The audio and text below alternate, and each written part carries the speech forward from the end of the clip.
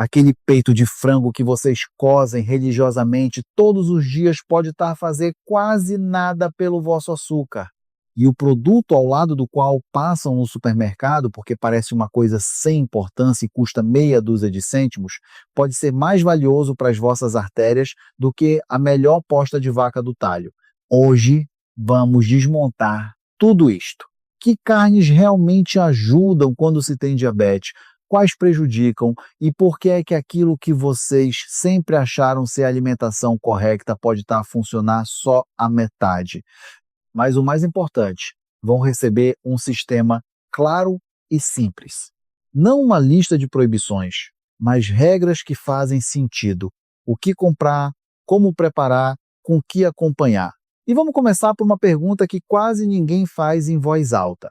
Para que é que um diabético precisa de carne? Afinal, parece estranho perguntar isto, não é?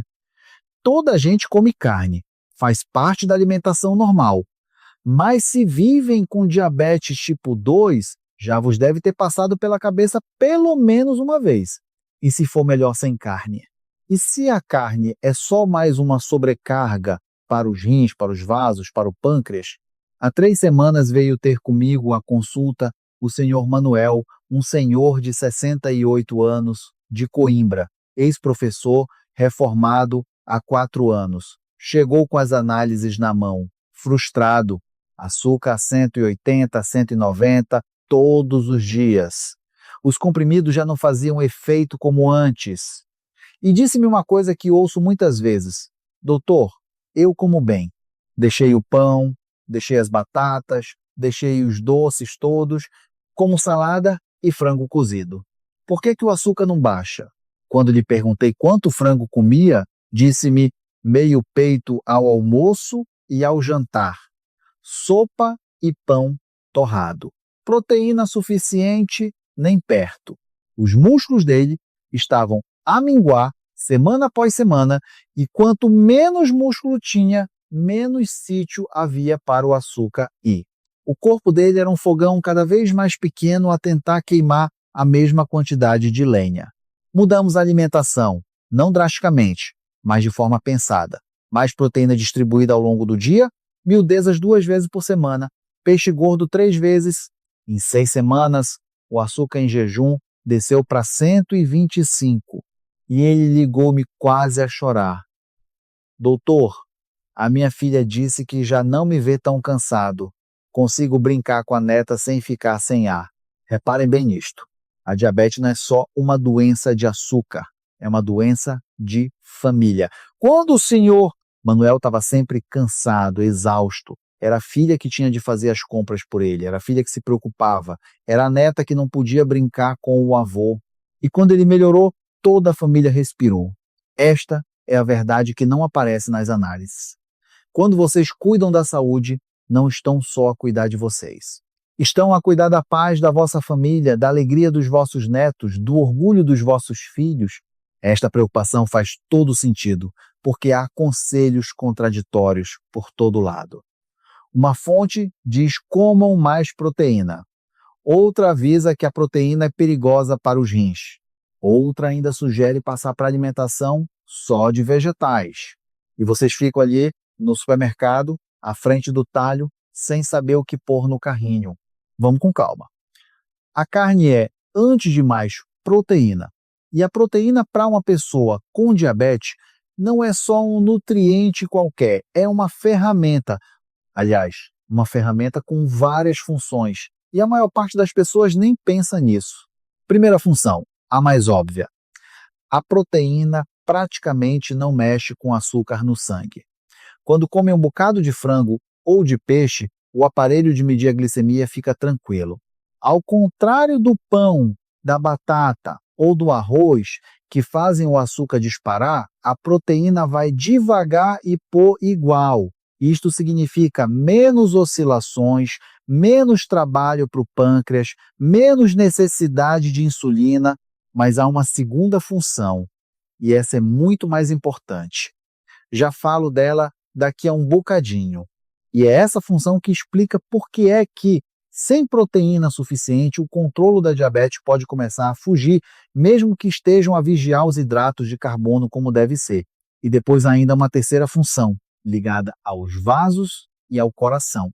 E aqui é que as coisas ficam interessantes, porque não é qualquer carne que protege os vasos. Há carnes que, pelo contrário, os vão destruindo aos poucos, sem se dar por isso. E a diferença não está no preço, está no outro lado completamente diferente.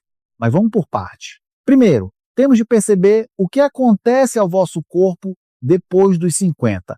E por que é que a proteína deixa de ser só útil e passa a ser mesmo necessária. Imagine um fogão a lenha, daqueles antigos. Quanto maior for o fogão, mais lenha consegue queimar num dia. Quanto mais pequeno, mais lenha fica ali parada sem uso, a apodrecer e a atrapalhar. Agora substituam a lenha por açúcar e o fogão pelos vossos músculos. É o tecido muscular que consome a maior parte do açúcar no vosso organismo. Nem o cérebro, nem o fígado, nem os rins. Os músculos.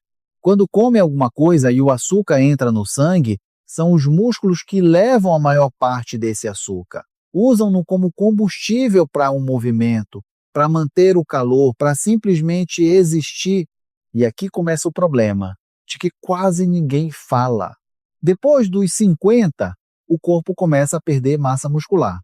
É um processo natural, chama-se sarcopenia, do grego perda de carne. Sou assustador, eu sei, mas a ideia é simples. Todos os anos perdem cerca de 1 a 2% de músculo. Parece pouco, mas em 10 anos podem ser 10, 15, às vezes 20% do que tinham. Deixe-me dar-vos um exemplo concreto. Uma senhora saudável de 50 anos, com 70 quilos, tem cerca de 22, 23 quilos de músculo. É o normal para a altura e peso dela. Mas se não fizer nada para contrariar, aos 60 anos pode estar com 19, 20 quilos, aos 70, 17, 18. Perdeu quase um quarto da capacidade que tinha de processar açúcar. É como se o motor do carro dela encolhesse todos os anos, mas o depósito de gasolina continuasse do mesmo tamanho.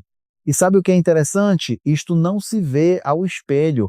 A roupa continua a servir, a balança pode até mostrar o mesmo peso ou menos, porque o músculo que desapareceu foi substituído por gordura, que pesa menos e ocupa mais espaço. Por fora parece tudo na mesma, mas por dentro a máquina ficou mais fraca. E o primeiro sítio onde isto se nota não é nos músculos das pernas ou dos braços, é no açúcar no sangue. Acordam de manhã, mediram 150. Mas por quê? Não comeram nada de especial ontem, é porque o fogão encolheu. Há um estudo da Faculdade de Medicina de Lisboa, publicado há 3 anos, que acompanhou 342 pessoas com diabetes tipo 2 durante 5 anos. Dividiram em 2 grupos. Um grupo comia a dieta normal, baixa em hidratos, como toda a gente recomenda. O outro comia baixa em hidratos, mas com atenção especial à proteína, 1 grama e 2 por quilo de peso por dia, sempre com acompanhamento médico. Ao fim de 5 anos, o primeiro grupo tinha perdido, em média, 2,8 quilos de massa muscular. O segundo grupo, apenas 8,5 gramas, praticamente manteve. E aqui está o mais importante. No grupo que manteve o músculo, 72% conseguiu manter a hemoglobina glicada abaixo de 7. No grupo que perdeu o músculo, apenas 41%.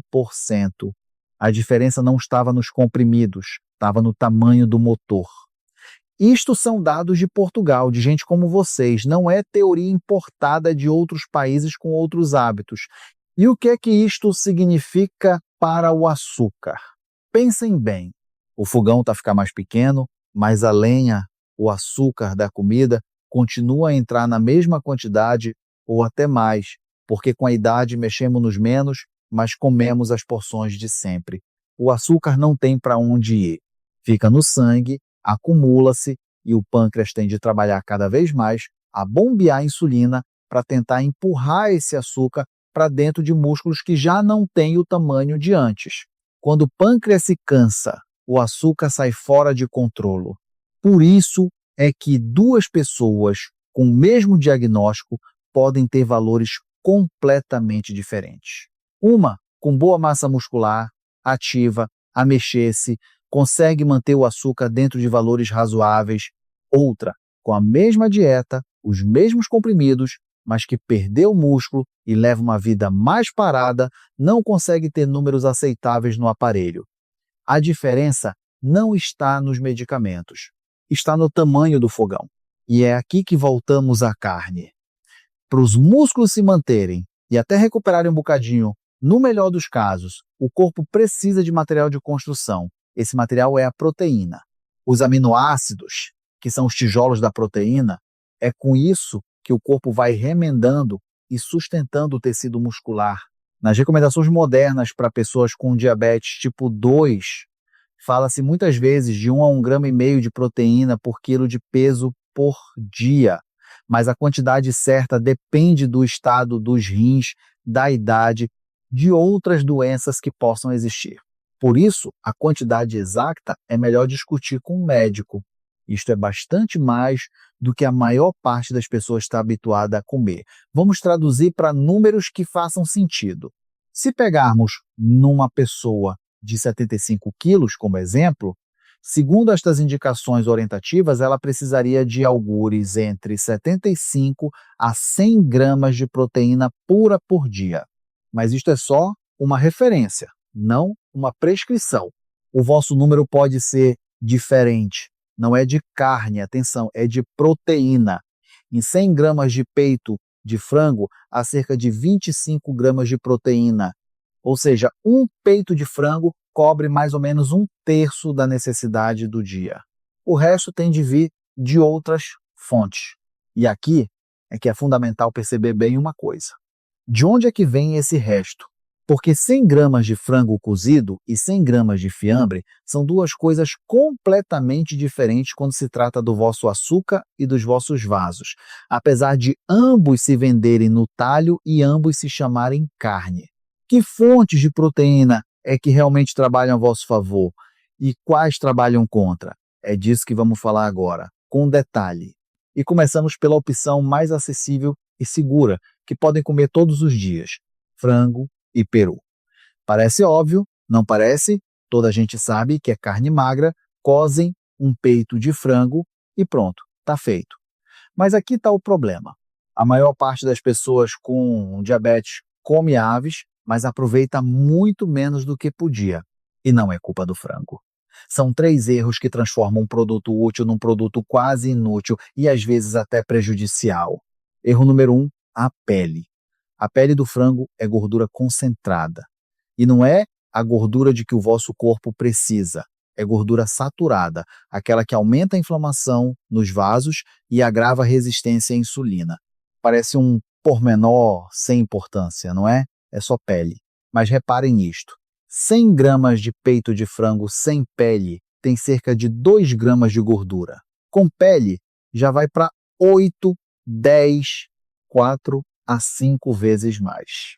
E se comem frango todos os dias, ao fim de uma semana, essa diferença que parece pequena transforma-se num número muito sério. Tirar a pele leva 10 segundos, mas são esses 10 segundos que separam um jantar saudável de um jantar que, devagarinho, vai fazendo mal aos vossos vasos. Erro número 2. A forma como cozinham. Fritar em óleo. É aqui que se perde uma enorme quantidade de benefício.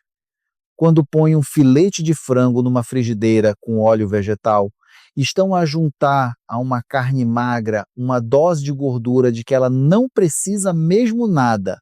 E se o óleo aquece demais e numa frigideira normal isso acontece muito depressa, começam a formar-se substâncias que sobrecarregam o fígado e os vasos ainda mais. Espera, deixa-me explicar isto melhor. O que acontece quando o óleo fumega na frigideira? Aquele cheiro forte, aquele fumo, é sinal de que o óleo está a decompor-se quimicamente. Formam-se compostos que o fígado depois tem de processar como se fossem toxinas. E para alguém com diabetes, cujo fígado já trabalha em esforço extra para regular o açúcar, isto é carga desnecessária. Vocês não veem isto, não sentem na hora, mas o fígado sente. Quer dizer que o frango só se pode cozer? Não, não é isso. Assar no forno, cozer a vapor, estufar com um bocadinho de água, tudo isto funciona perfeitamente. Deixe-me dar-vos 3 receitas que uso em casa, simples, que até eu que não sou grande cozinheiro consigo fazer. Primeira, frango assado com ervas. Peguem num peito de frango sem pele, esfreguem alho picado, orégãos secos, um fio de azeite, mesmo um fio e sumo de meio limão. Deixam numa taça meia hora, depois no forno a 180 graus, 25 a 30 minutos. Sai suculento, com sabor, sem uma pinga de óleo a mais. Segunda receita, frango estufado com legumes. Cortam o frango em cubos numa panela antiaderente sem óleo, só com um pouco de água. Deixam apurar com cebola, cenoura, courgette, um dente de alho, meia hora no lume brando. A carne fica macia, os legumes libertam o sabor e tem uma refeição completa numa panela só. Terceira, a mais simples de todas. Frango ao vapor com molho de iogurte. Cozem a vapor 15 minutos, à parte mistura iogurte natural com pepino ralado, endro, um dente de alho esmagado. Servem o frango com esse molho fresco, leve, perfeito para os dias quentes. Viram? Não é falta de opções, é questão de ter 2, 3 receitas que funcionem e ir alternando. Se for mesmo preciso fritar, e há dias em que apetece aquela crosta, usem uma frigideira antiaderente e o mínimo de óleo possível. Uma colher de chá, ou melhor ainda, aqueles sprays de azeite, um PSSS na frigideira e já tá. O sabor mantém-se, mas o mal que faz é muito menor. Erro número 3, sempre a mesma coisa. Muita gente, quando descobre que o frango faz bem, começa a comer só frango. Todos os dias, peito cozido. Ao fim de 2 semanas, já não consegue olhar para aquilo. Ao fim de um mês, é o colapso. Rissóis, salsichas, qualquer coisa, desde que não seja aquele peito sem sabor. E isto é uma reação perfeitamente compreensível. O corpo e a cabeça não aguentam monotonia, mas o problema não é o frango, é a abordagem. As aves não são só o peito. A coxa sem pele é um bocadinho mais gorda, mas continua a ser uma ótima escolha e tem muito mais sabor. O peru, filete, perna é uma alternativa excelente, com um sabor um pouco diferente e cheio de minerais. Alternem as partes, alternem as aves, alternem as formas de cozinhar e não há nenhuma versão. Já agora sobre o peru, merece uma palavra à parte, tem um pouco mais de zinco e de vitaminas do grupo B do que o frango e também tem mais triptofano, um aminoácido que participa na produção de serotonina. A ligação entre o triptofano da comida e o humor não é direta nem imediata, mas como parte de uma alimentação variada, é um apoio extra agradável. Não é medicamento não, mas é uma ajuda simpática. Portanto, as aves são a base. Seguras, baratas, versáteis. Sem pele, não fritas em óleo, com variedade. E vão trabalhar a vosso favor todos os dias. Mas lembram-se de que lá no início eu falei de um produto que custa cêntimos, que vocês provavelmente ignoram, e que em termos de vitaminas e minerais até ultrapassa a melhor vaca do talho? Chegou a altura de falar dele. Corações de frango. Pois é, assim mesmo, aquele produto sem importância que está ali no canto do talho, em embalagens modestas, por onde as mãos passam a caminho da posta ou do filete refrigerado. Porque a posta é carne a sério. E os corações, bem, isso é uma coisa que não conta muito. Agora os factos. 100 gramas de corações de frango tem cerca de 15, 16 gramas de proteína. É menos do que o peito de frango, sim, mas os corações ganham em vitaminas e minerais. E a gordura é moderada, e grande parte delas são gorduras insaturadas, que não fazem mal aos vasos. Mas a proteína é só o começo. Os corações de frango têm vitamina B12 e em quantidades sérias. Esta vitamina é fundamental para o sistema nervoso e na diabetes os nervos são um dos primeiros alvos. Formigueiros nos dedos, dormência nos pés, sensação de picadas, tudo isto pode estar relacionado com danos nos nervos por causa do açúcar alto durante muito tempo. Se notam estes sintomas, é para falar com um médico. A vitamina B12 não cura esses danos, mas ajuda o tecido nervoso a recuperar e a resistir melhor. Depois temos o zinco. Há muito mais nos corações do que no filete normal de frango. O zinco participa na produção e no funcionamento da insulina. Sem zinco suficiente, o pâncreas trabalha com menos eficiência, como um motor a que se deita o óleo errado. Parece que anda, mas anda aos solavancos. E o magnésio, aquele mineral cuja falta é muito comum em pessoas com diabetes tipo 2. O magnésio influencia a sensibilidade das células à insulina. Quando há pouco magnésio, as células ouvem pior a insulina e o açúcar fica no sangue mais tempo do que devia. E agora o preço. 1 quilo de corações de frango custa 2, 3 vezes menos do que 1 quilo de carne de vaca, às vezes até menos do que o filete de frango. Pagam menos e recebem mais. Proteína, vitaminas, minerais. Deixe-me dar-vos um exemplo concreto de preços que vi na semana passada no Pingo Doce, aqui em Lisboa. 1 quilo de filete de frango, €6,90. 1 quilo de posta de vaca, €14,50. 1 quilo de corações de frango, €2,95. Menos de €3. Com esses €3, compram proteína para 3, 4 refeições de uma família de 2 pessoas. Com €14 da aposta, compram 2 refeições, talvez 3 se forem parcimoniosos. E aqui está a ironia. Os corações têm mais ferro do que o filete, têm mais zinco, têm mais vitaminas do grupo B. A única coisa em que o filete ganha é na proteína pura, mas a diferença não é assim tão grande. 15 gramas contra 25. E o que é que falta nos 15 gramas? Compensam com o resto dos nutrientes que nos corações são muito superiores. Há uma senhora, a de Teresa, 71 anos, de Évora, que me escreveu há 2 meses. Contou-me que o marido dela tinha diabetes há 15 anos, sempre controlado com medicação, mas nos últimos tempos andava com muita fadiga. Não tinha forças para nada. Ir à rua comprar o jornal era um esforço. As análises mostravam açúcar razoável, mas hemoglobina baixa. Anemia. O médico receitou ferro em comprimidos, mas o estômago não tolerava, ficava enjoado. Ela lembrou-se dos avós dela, que no Alentejo comiam miudezas todas as semanas. Corações, moelas, fígado. Começou a fazer corações estufados 2 vezes por semana. Em 6 semanas, o marido voltou ao médico, fizeram análises.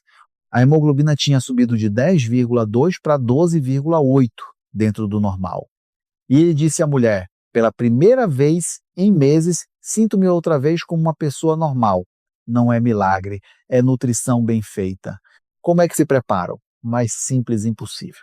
Estufar com cebola e um bocadinho de água durante 30, 40 minutos até ficarem macios. Podem juntar cenoura, folha de louro, um pouco de pimenta preta, não é preciso óleo nenhum para fritar.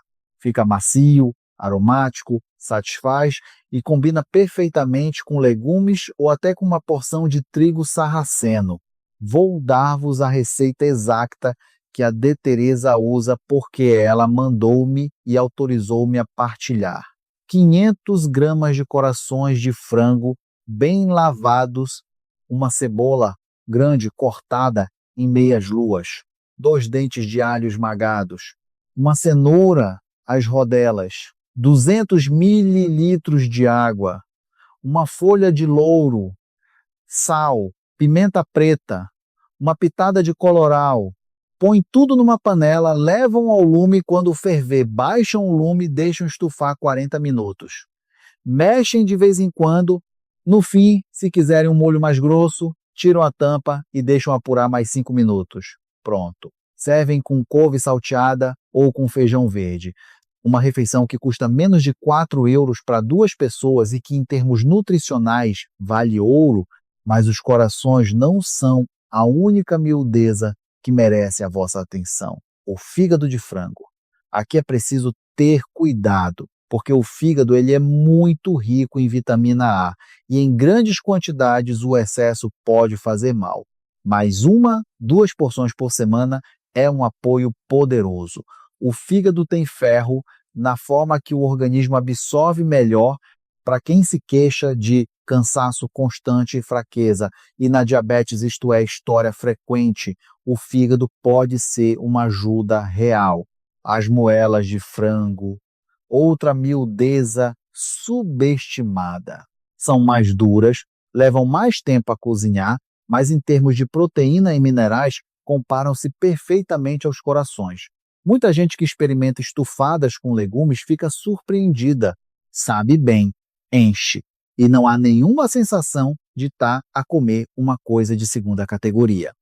Sabe qual é o paradoxo? Os nossos avós e bisavós comiam miudezas com regularidade. Não porque conhecessem a composição química, mas porque era o que havia e era acessível. Depois veio a época da abundância e as miudezas passaram a não ter prestígio. Começamos a comprar postas, bifes, filetes e perdemos da alimentação aquilo que era realmente valioso. Talvez seja a altura de trazer estes produtos de volta para o vosso prato, mas eu prometi que também íamos falar da carne vermelha. Muitos de vocês gostam de vaca e não estão dispostos a desistir dela. E sabem que mais? Não é preciso desistir, mas há uma condição importante. Sem ela, até a melhor carne de vaca pode trabalhar contra vocês. Com ela, torna-se perfeitamente segura. Carne de vaca. É sobre isto que há mais discussão. Uns dizem que a carne vermelha provoca cancro, entope os vasos, aumenta o colesterol e que é preciso cortar completamente. Outros dizem que sem carne de vaca não há alimentação como deve ser, que é a melhor fonte de ferro e de energia. E ambos os lados acenam com estudos científicos. Vamos ver isto com calma, sem extremos. A carne vermelha é realmente um produto valioso. Tem muito ferro de fácil absorção, vitaminas do grupo B, zinco, tem um perfil completo de aminoácidos, ou seja, todos os blocos de construção para os vossos músculos. Para uma pessoa com diabetes, sobretudo depois dos 50, quando a massa muscular vai embora, isto é importante. Mas a carne de vaca tem também o outro lado. Tem mais gorduras saturadas do que as aves. E quando se come com regularidade, todos os dias e em doses grandes, essas gorduras podem aumentar os processos inflamatórios nas paredes dos vasos. Para um diabético cujos vasos já estão debaixo de fogo por causa do açúcar alto, isto é risco adicional. Não é uma catástrofe, não é uma sentença, mas é um risco que tem de se ter em conta. E aqui está a tal condição de que falei. Fibra.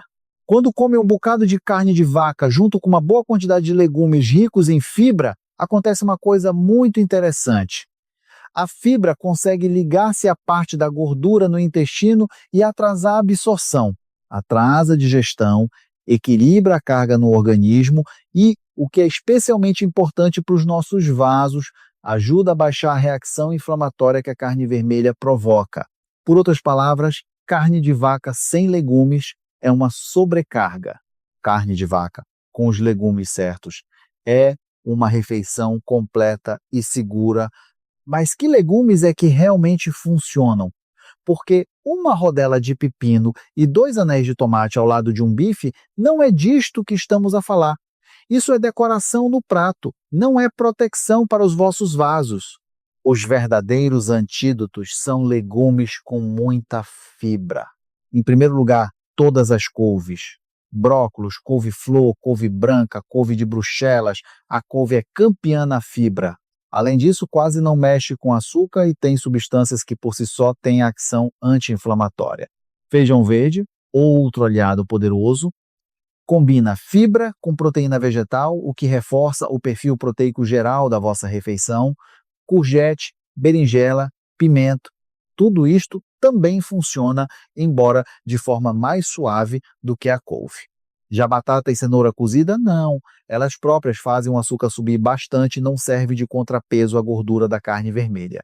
Isso não quer dizer que não se possam comer de todo, mas não contem que a cenoura cozida como acompanhamento vá proteger os vossos vasos da gordura da carne. Agora, as proporções. Há uma regra simples, fácil de lembrar e fácil de aplicar. Às vezes chama-se o princípio do prato. Põe no prato um bocado de carne de vaca e ao lado põe a mesma quantidade de legumes, ou melhor ainda, 1,5 vezes, 2 vezes mais. A carne ocupa 1/4 do prato, os legumes metade. O quarto que sobra, se for preciso, fica para uma porção pequena de acompanhamento com baixo índice glicêmico. Trigo sarraceno, por exemplo, ou arroz integral. Deixe-me mostrar-vos isto na prática, com números concretos. Imaginem um prato normal de jantar, aqueles fundos de 24 centímetros. Se dividirem mentalmente esse prato em 4 partes iguais, primeiro quarto, ali em cima à esquerda, é a carne, uma posta de vaca de cerca de 120 gramas, mais ou menos do tamanho da palma da vossa mão. Segundo e terceiro quartos, metade do prato, são os legumes. Brócolos cozidos a vapor, 200 gramas. Ou couve refogada com alho. Ou feijão verde salteado. Ou uma mistura, 100 gramas de brócolis e 100 de courgette.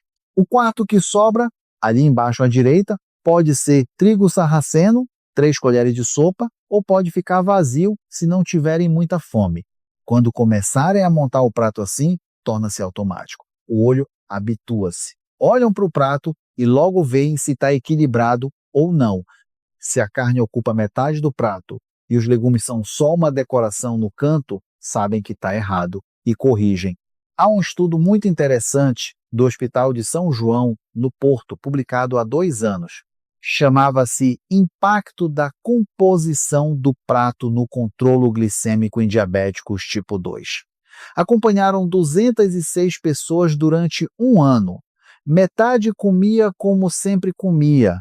A outra metade aprendeu a usar este princípio do prato, mesmos alimentos, mesmo total de calorias, só mudou a proporção.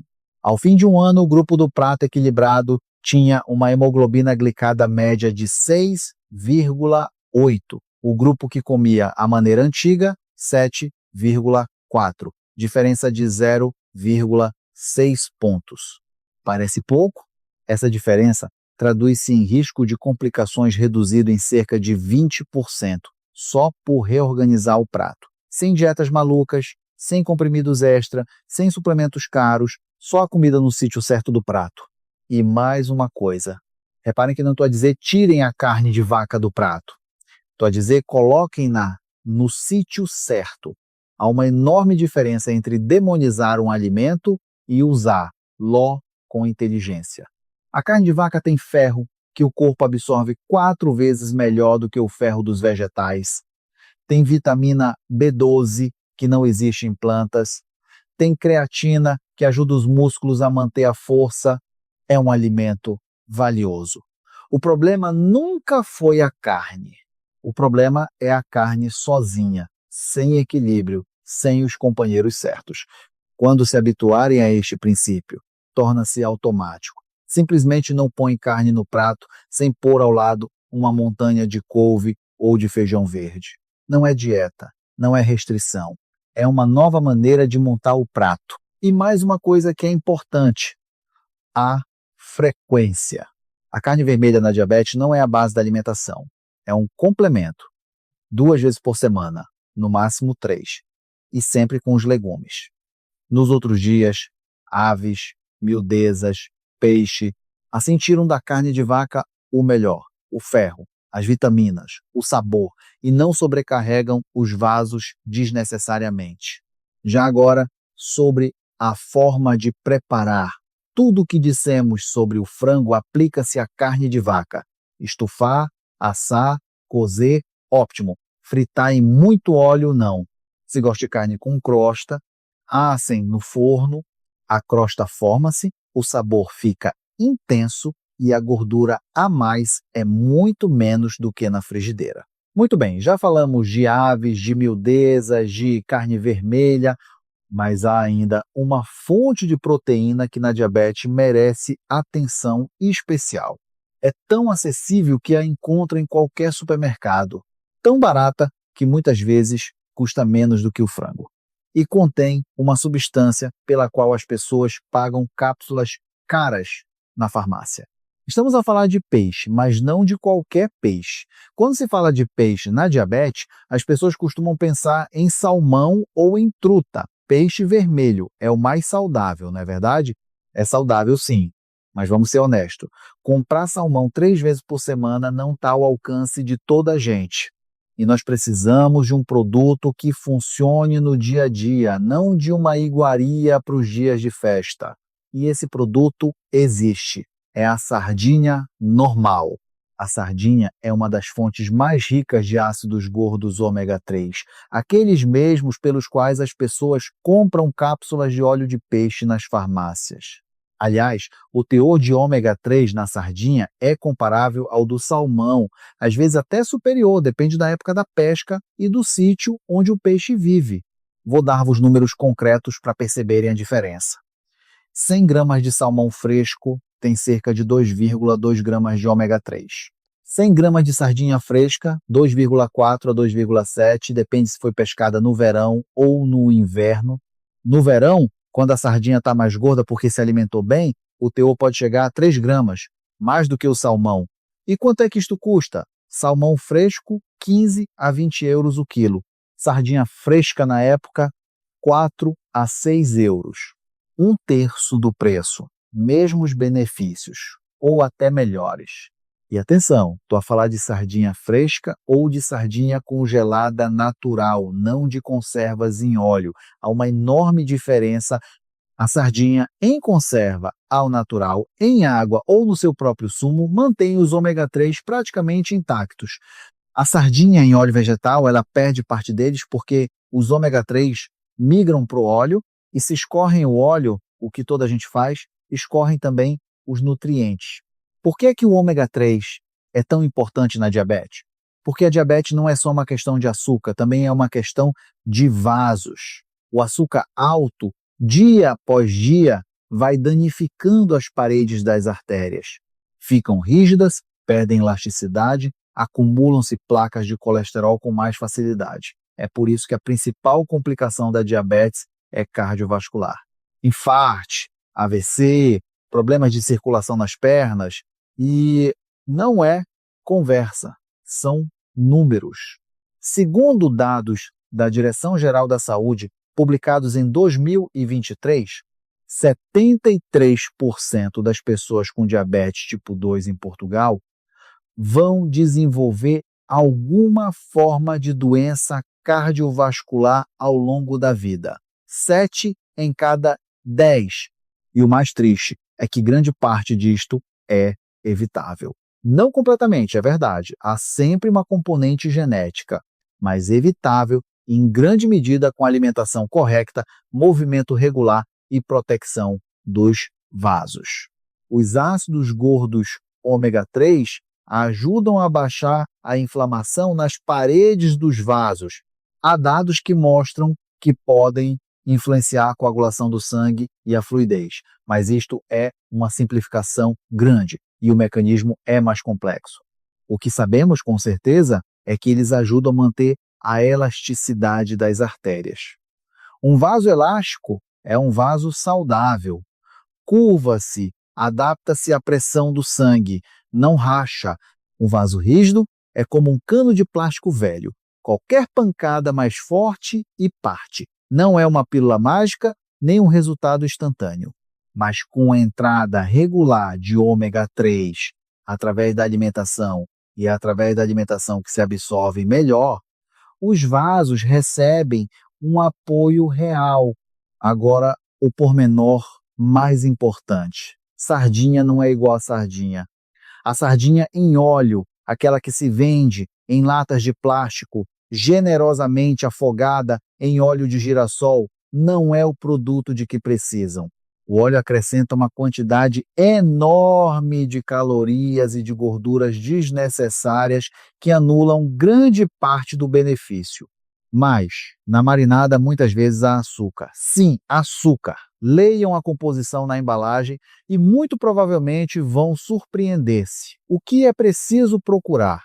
Sardinha pouco salgada, no seu próprio sumo, ou sardinha congelada para preparar em casa, assar no forno com limão e endro, 25 minutos, e tem à mesa um prato que, em benefício para os vasos, não fica atrás de um salmão de restaurante.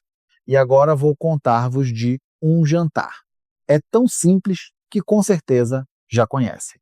Talvez até vos faça sorrir, mas do ponto de vista nutricional na diabetes, esta é quase a combinação perfeita. Batata, sardinha, couve fermentada. Pois é, assim mesmo, o que os nossos pais e avós comiam. Vamos ver por que que isto funciona.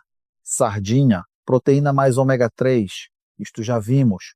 Couve fermentada, fibra que atrasa a absorção dos hidratos de carbono, mais probióticos naturais, bactérias úteis que apoiam a flora intestinal.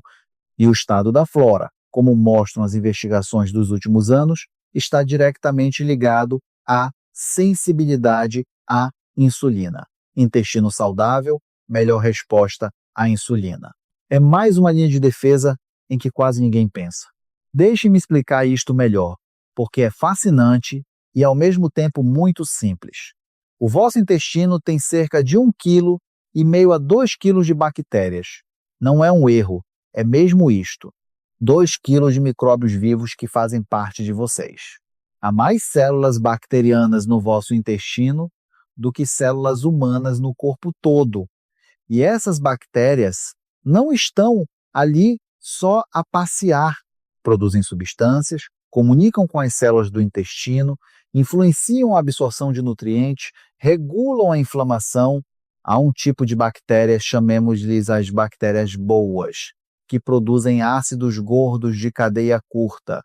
Um deles chama-se butirato. O butirato ele é combustível para as células do intestino, ajuda-as a ficarem saudáveis e bem seladas. Quando essas células estão saudáveis, inflamação baixa, e quando a inflamação baixa, a sensibilidade à insulina melhora. Parece complicado, mas a ideia é simples. Intestino feliz, açúcar mais controlado. E de onde vêm essas bactérias boas? De comida fermentada. Couve fermentada, iogurte natural, kefir. A nossa tradição portuguesa sempre incluiu estes alimentos. Os nossos avós não sabiam de probióticos, mas sabiam que sopa de couve fazia bem, que um pouco de couve azeda de vez em quando assentava o estômago. Tinham razão, não por superstição, por experiência acumulada ao longo de gerações. E a batata? Lembram-se de termos dito que, como acompanhamento, a carne de vaca não é a melhor escolha? Continua a ser verdade, mas neste trio o papel dela é diferente e a porção é bem pequena. Nesta combinação não é preciso muita batata. 1, 2 batatas pequenas, não um prato cheio de puré. E o momento chave, se cozerem a batata e depois a deixarem arrefecer, parte do amido passa para a chamada forma resistente. Absorve-se mais devagar e pode suavizar um pouco o pico de glicose em comparação com batata quente. O efeito existe, embora não seja tão dramático como por vezes se escreve. Vou dar-vos a receita completa deste jantar tradicional, atualizado para diabetes. 2 batatas médias, cozem com pele, deixam arrefecer completamente, podem até ser do dia anterior. 3 sardinhas frescas pequenas ou 2 médias. Limpam, temperam com sal grosso, alho picado e sumo de limão. Assam no forno 20 minutos a 180 graus ou fazem na grelha se tiverem. Couve fermentada, 4 colheres de sopa. Escorrida. Se não encontrarem couve fermentada, façam vocês. É tão fácil. Couve branca cortada fina, sal grosso, espremer bem com as mãos até largar água, meter num frasco, deixar a temperatura ambiente 3 dias, pronto, está fermentada. Montam o prato acima. As batatas frias cortadas às rodelas ocupam 1/4 do prato, as sardinhas, outro quarto, a couve fermentada, metade do prato. Podem juntar cebola roxa às rodelas finas por cima das sardinhas. Um fio de azeite por cima de tudo. E tem um jantar completo, equilibrado, com tudo que o corpo precisa. Proteína de qualidade, gorduras boas para os vasos, probióticos para o intestino, fibra para controlar o açúcar, hidratos controlados na forma de batata resistente e custa menos de 4 euros por pessoa. Ou seja, batata fria com sardinha não é só um jantar habitual. É uma combinação pensada onde a proteína, as gorduras boas, a fibra e até os probióticos trabalham em conjunto. Claro que não é a única maneira de comer peixe. A cavala também é uma ótima fonte de ômega 3, embora seja mais gorda. O carapau e o bacalhau são opções menos gordas, com muita proteína, mas com menos ômega 3. São bons como fonte de proteína para o dia a dia, mas em termos de proteção dos vasos, ficam atrás da sardinha e da cavala. 2, 3 dias de peixe por semana e os vossos vasos vão receber o apoio que antes tentavam comprar em cápsulas. Pronto, já passamos por todas as principais fontes de proteína. Aves, miudezas, carne de vaca, peixe, agora tem um mapa completo. O que escolher, como preparar, com o que acompanhar. Mas a nossa conversa ficaria incompleta se não falássemos daqueles que é preciso tirar da alimentação. E de uma coisa importante para quem vive com complicações nos rins. Agora vamos falar do que está no frigorífico de muita gente e que não é carne, apesar de se vender no talho e se chamar carne. Enchidos, salsicha, fiambre em embalagem a vácuo, costeletas fumadas, rissóis prontos do supermercado. Peguem numa embalagem de qualquer fiambre cozido e leiam a composição. Carne, no melhor dos casos, é 1/3. O resto é amido, soja, gordura, sal, açúcar, intensificadores de sabor, estabilizadores, corantes. Fiz este exercício na semana passada.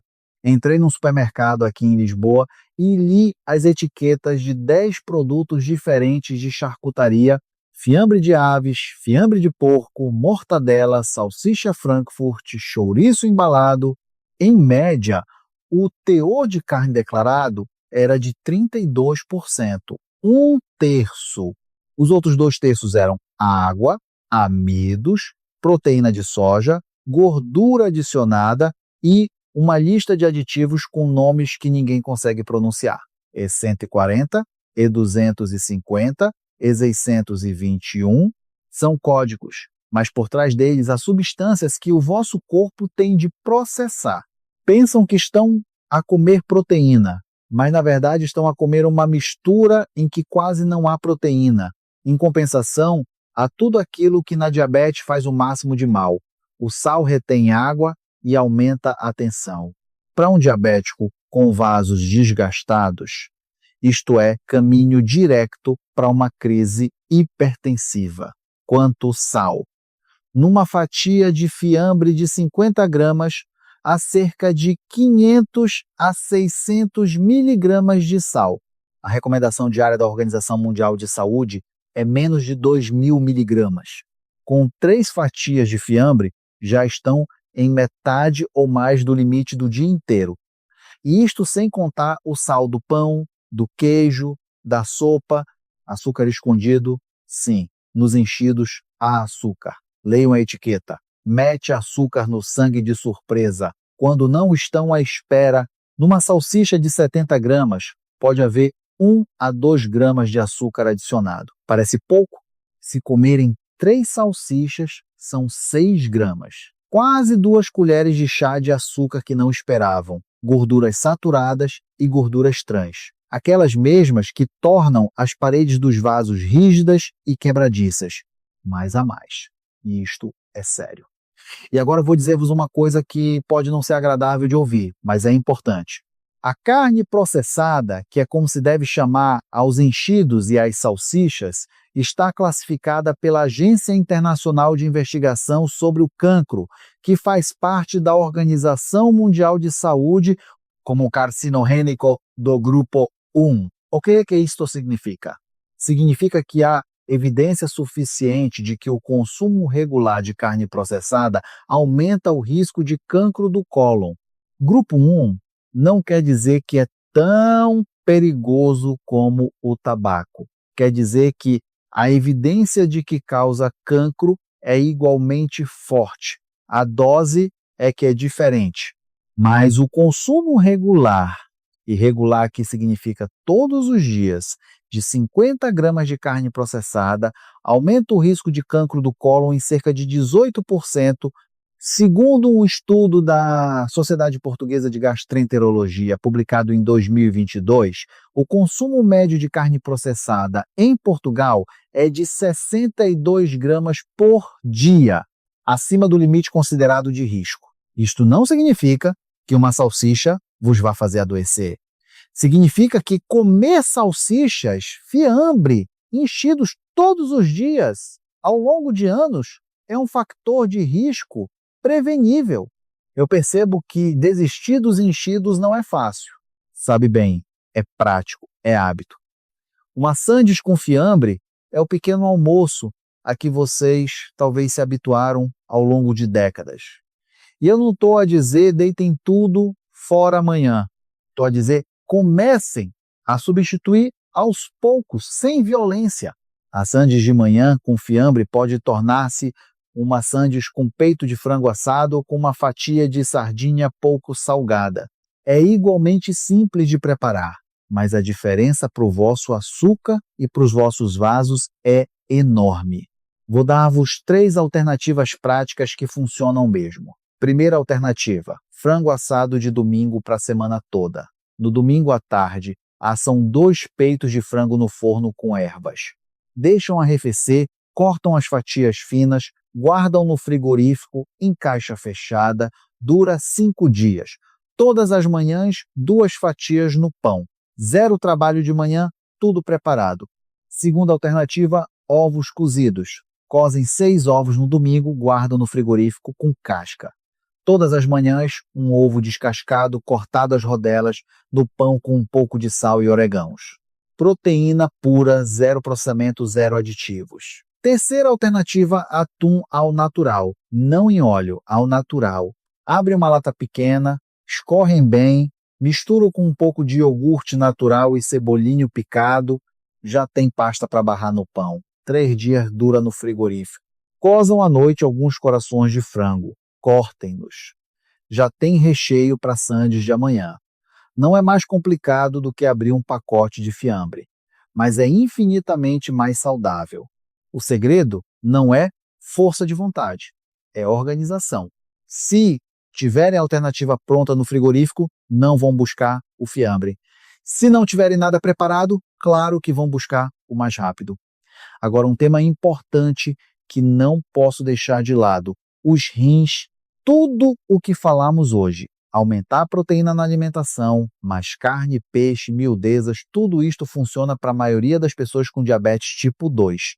Mas há uma situação em que estas recomendações têm de ser ajustadas e ajustadas a sério. É a nefropatia diabética, ou seja, lesão dos rins por causa da diabetes. Deixe-me explicar-vos o que são os rins e por que é que na diabetes eles são tão vulneráveis. Os rins são como 2 filtros do tamanho de um punho, um de cada lado da coluna, lá embaixo das costas. O trabalho deles é filtrar o sangue. Todos os dias, cerca de 180 litros de sangue passam pelos rins. Eles tiram as toxinas, o excesso de sal, os produtos de decomposição das proteínas e mandam tudo para a urina. O sangue limpo volta para a circulação, mas o açúcar alto danifica os vasos muito pequeninos dentro dos rins. Esses vasos chamam-se glomérulos. São como peneiras microscópicas. Quando o açúcar está alto durante meses e anos, essas peneiras começam a ficar com buracos maiores, começam a deixar passar coisas que não deviam, como proteína, e ao mesmo tempo ficam mais rígidas menos eficientes a filtrar. É um processo silencioso, não dói, não se sente. Os rins podem estar a perder metade da função e vocês não têm sintoma nenhum. Quando os rins estão danificados, lidam pior com a eliminação dos produtos de decomposição da proteína. Proteína a mais, nesse caso, pode aumentar a carga em rins já enfraquecidos e acelerar a piora da função deles. Como é que sabem se isto se aplica a vocês? Só através de análise. Há 3 análises principais que detectam problemas nos rins. Primeira, creatinina no sangue. A creatinina é um produto de decomposição dos músculos. Se os rins estão a trabalhar bem, limpam-na do sangue e mandam para a urina. Se os rins estão fracos, a creatinina acumula-se no sangue. O valor normal é até cerca de 1,2 miligramas por decilitro. Se estiver acima, é sinal de que os rins não estão a filtrar como deviam. Segunda análise, albumina na urina. A albumina é uma proteína que normalmente não devia aparecer na urina porque os rins retêm-na no sangue. Se aparece albumina na urina, significa que os filtros dos rins têm buracos. Terceira análise, taxa de filtração glomerular, muitas vezes abreviada como TFG. É um cálculo que o laboratório faz com base na creatinina, na idade e no peso. Diz quantos mililitros de sangue os rins conseguem filtrar por minuto. O normal é acima de 60. Entre 30 e 60 é doença renal ligeira a moderada, abaixo de 30 é doença renal avançada. Se o vosso médico alguma vez falou de creatinina alta, de proteína na urina, de diminuição da taxa de filtração glomerular, tem de falar com ele sobre a vossa dose de proteína. Não com a internet, não com este vídeo, com o médico que vê os vossos resultados. Porque na nefropatia, a quantidade de proteína pode ter de ser limitada. E esse limite só pode ser definido por um especialista que conhece a vossa situação concreta. Para todos os outros, e são a maioria, a proteína nas quantidades de que falamos é segura e necessária. Vamos resumir. Durante este tempo, montamos um sistema inteiro e é mais simples do que parece. A base da alimentação, aves sem pele, frango, peru, todos os dias de qualquer maneira excepto fritas em óleo. Reforço econômico, miudezas. Corações de frango, fígado, moelas, mais baratas do que a carne, mais ricas em vitaminas. 2, 3 vezes por semana, óptimo. A carne vermelha não é inimiga, é convidada. 2, 3 vezes por semana e sempre com uma dose grande de legumes. Couve, feijão verde, courgette. A carne, 1/4 do prato. Os legumes, metade. Peixe, proteção para os vasos. Sardinha, cavala, 2, 3 vezes por semana. Nem óleo, nem marinada doce. No seu próprio sumo, pouco salgado ou assado. A lista negra, carne processada, enchidos, salsichas, produtos semi-preparados, não de repente, mas de forma planeada, substituam por produtos verdadeiros. E o mais importante, se tem problemas de rins, falem com o médico sobre a vossa dose pessoal de proteína antes de mudar a alimentação. Aqui está todo o sistema. Sem superalimentos exóticos, sem suplementos caros, produtos normais de um supermercado normal, só que bem escolhidos e bem preparados. O vosso corpo reconstrói-se todos os dias. Cada jantar é material de construção. E agora sabem que material dá força aos vossos músculos, proteção aos vossos vasos e ao vosso açúcar, uma oportunidade de voltar ao normal. Espero que isto tenha sido útil para vocês. Se foi, peço-vos que deixem um gosto e subscrevam o canal. Vou continuar a trazer informação deste tipo, coisas práticas que realmente fazem diferença, e partilhem também a vossa experiência nos comentários. Pela saúde de todos nós, subscrevam e apoiem. Tenham um dia com muita saúde.